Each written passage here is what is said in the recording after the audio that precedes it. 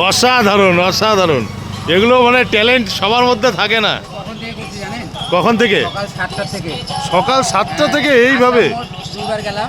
হ্যাঁ, চেকপোস্ট আছে, চেকপোস্টটা ওখানে একবার, 73 পাড়া একবার, এদিকে জুবলি পার্ক, সব এদিকে টাউনে গোটা সেনপাড়া, এখন যাবো পুলিশ লাইন।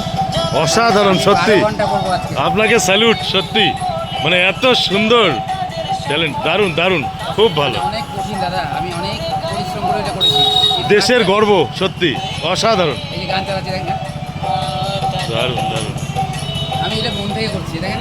এটাই তো, এটা কেন করছি জানেন? আমাদের জন্য স্বাধীন করছে অনেক কষ্ট করে, ওরা জীবন দিয়েছিল। বিনয় বাদল, দীনেশ, ক্ষুদিরাম, আরও অনেকে, মাতঙ্গিনী হাজার, সবাই, নেতাজি সুভাষচন্দ্র বসু, সবাই জান দিয়েছে।